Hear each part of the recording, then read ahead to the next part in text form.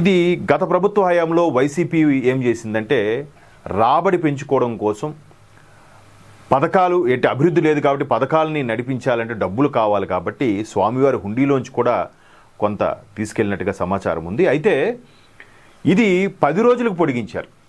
10 రోజులకు పొడిగించడం వల్ల ఉపయోగం ఏంటి?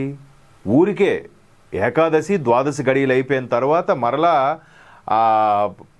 అమావాస్య వరకు పౌర్ణమి వరకు మరలా కంటిన్యూ చేయడం. దీని తర్వాత పౌర్ణమి తర్వాత మళ్ళీ 2-3 రోజుల వరకు బహుశా పంచమి వరకు ఎంతవరకు తిథులు పొడిగించి అంతవరకు కూడా దర్శనం కల్పిస్తామని చెప్పి టికెట్లు వేలం వేలుగా వేసేసి అమ్మేసి వట్టించిన డబ్బులతో చాలా చేశారు. చూసాం కదా ఎన్ని స్కామ్లు రోజుకు బయటపడుతున్నారు.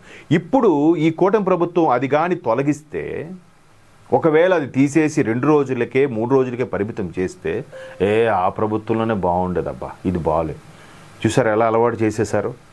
ఏకాదశి గడియల్లోనే మహా అయితే ద్వాదశి తగులు మిగులు అంటారు దానికి తిథుల ప్రకారం, దానిలోన దర్శించుకుంటేనే స్వామివారికి ఇది ఉంటుంది, ఆ ప్రతిఫలం ఉంటుంది, ఆ ఎఫెక్ట్ ఉంటుంది, ఆ రేడియేషన్ ఎఫెక్ట్ ఉంటుంది.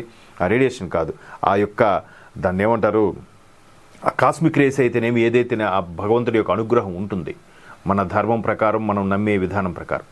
అది తీసేసి ఏదో అంటే తిరుమల ప్రాశస్త్యాన్ని దెబ్బతినడానికే మ్యాక్సిమం గత ప్రభుత్వ హయాంలో ప్రయత్నాలు జరిగాయనడానికి కూడా ఇది ఒక ఎగ్జాంపుల్గా కూడా చెప్పచ్చు. ఇలా తొక్కుసిలాట ఏదో ఏమో వెళ్ళిందిలే, వైకుంఠ ద్వారం మేము వెళ్ళాంరా వచ్చాంరా, ఏదో క్యాజువల్గా వెళ్ళి వచ్చాంరా అన్నట్టుగా ఒక రకమైన దాన్ని ఇబ్బంది పెట్టడానికి కూడా ప్రయత్నించి జరిగాయి. బట్ ఇప్పుడు అది ప్రభుత్వం కొనసాగించే ప్రయత్నం చేస్తుంది. అది ప్రయత్నం చేయడం వల్ల సరే మొత్తానికి ఈ విధంగా నడిపిస్తున్నారు. మొత్తం మీద తెలుగు రాష్ట్రాల్లో ఎస్పెషల్లీ ప్రపంచవ్యాప్తంగా కూడా ఇది జరుగుతుంది. ప్రతి దేవాలయంలో కూడా పర్టికులర్గా తిరుమల నమూనాతో టీటీడీ వాళ్ళ యొక్క సాయంతో ఎక్కడైతే దేవాలయాలు వెలిసాయో టీటీడీ ఆధ్వర్యంలో అవన్నీ కూడా సేమ్ తిరుమల ఆనంద నిలయం నమూనాతోనే కట్టబడ్డాయి. అవన్నీ కూడా ఉత్తర ద్వారదర్శనం అన్నీ కూడా జరుగుతున్నాయి. ఇక్కడ హైదరాబాద్లో కూడా 2 దేవాలయాలు ఉన్నాయి నాకు తెలిసినంత వరకు, డైరెక్ట్గా టీటీడీ నిర్వహించే దేవాలయాలు.